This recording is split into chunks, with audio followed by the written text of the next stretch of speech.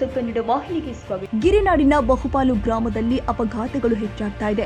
ಪ್ರತಿ ವರ್ಷ ಕನಿಷ್ಠ 5 ವಾಹನ ಚಾಲಕರು ಅಪಘಾತದಲ್ಲಿ ಮೃತಪಡ್ತಾ ಇದ್ದು, ಅವರನ್ನ ಅವಲಂಬಿಸಿದವರು ಘಾಸಿಗೆ ಒಳಗಾಗ್ತಾ ಇದ್ದಾರೆ ಎಂದು ಮುಖ್ಯ ಅತಿಥಿಯಾಗಿ ಆಗಮಿಸಿದ ಹಣಮೇಗೌಡ ಬೀರ್ನಕಲ್ ವಿಷಾದ ವ್ಯಕ್ತಪಡಿಸಿದ್ದಾರೆ. ಜಿಲ್ಲೆಯ ಕಲ್ಯಾಣ ಕರ್ನಾಟಕ ಟಿಪ್ಪರ್ ಚಾಲಕರ ಸಂಘದ ಯಾದಗಿರಿ ಜಿಲ್ಲಾ ಘಟಕ ಉದ್ಘಾಟನೆ ಸಮಾರಂಭವನ್ನು ಉದ್ದೇಶಿಸಿ ಮಾತನಾಡಿದರು. ಅಪಘಾತಗಳು ಆಕಸ್ಮಿಕ ಘಟನೆಗಳು ಹೊರತು ಉದ್ದೇಶಪೂರ್ವಕವಾಗಿ ಮಾಡಿದ ಕೃತ್ಯಗಳು ಅಲ್ಲ. ಆದರೂ ಕೂಡ ಟಿಪ್ಪರ್ ಚಾಲಕರು ಸಮನ್ವಯದಿಂದ ವಾಹನವನ್ನು ಓಡಿಸಿದ್ದಲ್ಲಿ ತಾವು ಸುರಕ್ಷಿತರಾಗುವ ಜೊತೆಗೆ ಎದುರು ಬರುವ ವಾಹನವನ್ನು ಸುರಕ್ಷಿತಗೊಳಿಸಬಹುದಾಗಿದೆ. ವಾಹನ ಚಾಲಕರಿಗೆ ಮೆಡಿಕಲ್, ಪಿಎಫ್ ಸೇರಿ ನಾನಾ ಸೌಲಭ್ಯಗಳು ಸಿಗಬೇಕಾಗಿದೆ. ಈ ಭಾಗದಲ್ಲಿ ಅಪಘಾತಕ್ಕೊಳಗಾದ ಚಾಲಕರಿಗೆ ಸೂಕ್ತ ಚಿಕಿತ್ಸೆ ಕೊಡಲು ಅಗತ್ಯ ಸೌಲಭ್ಯಗಳು, ತಜ್ಞರು ಉಳ್ಳ ಆಸ್ಪತ್ರೆಗಳು ಇಲ್ಲ. ಪ್ರದೇಶಾಭಿವೃದ್ಧಿಗೆ ಮೀಸಲಾದ ಸಾವಿರಾರು ಕೋಟಿ ರೂಪಾಯಿ ಹಣ ಸುಸಜ್ಜಿತ ಆಸ್ಪತ್ರೆ ಸೇರಿ ನಾನಾ ಕೆಲಸಗಳಿಗೆ ಬಳಕೆ ಆಗಬೇಕು ಎಂದರು.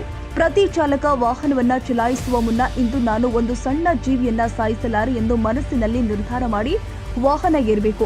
ಅತಿ ಹೆಚ್ಚು ಟ್ರಿಪ್ ಸಾಗಿಸಿದ್ರೆ ಹೆಚ್ಚು ಲಾಭ ಸಿಗುತ್ತೆ ಎಂದು ಅತಿ ಆಸೆ ಪಡಬೇಡಿ ಎಂದು ಹೇಳಿಕೆ ಕೊಟ್ಟಿದ್ದಾರೆ. ಇದೇ ಸಂದರ್ಭದಲ್ಲಿ ಹನುಮೇಗೌಡ ಬಿರ್ನಕಲ್, ಚಿದಾನಂದಪ್ಪ ಗುತ್ತಿಗೆದಾರರು, ರವಿ ರಾಠೋಡ್, ಮಹಾವೀರ್ ಲಿಂಗೇರಿ, ಕರ್ನಾಟಕ ರಾಜ್ಯ ರೈತ ಸಂಘ, ಬಸ್ಸು ಚಟ್ನಳ್ಳಿ ಚಾಲಕರ ಒಕ್ಕೂಟ ಜಿಲ್ಲಾಧ್ಯಕ್ಷರು ಯಾದಗಿರಿ ಯಲ್ಲಪ್ಪ ಬಿ ಮನಗನಾಳ್, ಜಿಲ್ಲಾಧ್ಯಕ್ಷರು ಕಲ್ಯಾಣ ಕರ್ನಾಟಕ ಟಿಪ್ಪರ್ ಚಾಲಕರ ಸಂಘ ಯಾದಗಿರಿ ಮಹಮ್ಮದ್ ಆಜಂಪೀರ್, ಗೌರವಾಧ್ಯಕ್ಷರು ಶ್ರೀ ಭೀಮಶಂಕರ್, ಉಪಾಧ್ಯಕ್ಷರು ಮತ್ತು ಅನೇಕ ಸಂಘಟನೆ ಕಾರ್ಯಕರ್ತರು ಹಾಜರಿದ್ದರು. ತಾಜಾ ಸುದ್ದಿಗಾಗಿ ಎಂಟಿವಿ ನ್ಯೂಸ್ 24x7ಗೆ ಸಬ್ಸ್ಕ್ರೈಬ್ ಮಾಡಿ ಮತ್ತು ಬೆಲ್ ಐಕಾನ್ ಅನ್ನು ಒತ್ತಿ. ತಪ್ಪದೇ ಲಿಂಕ್ ಶೇರ್ ಮಾಡಿ.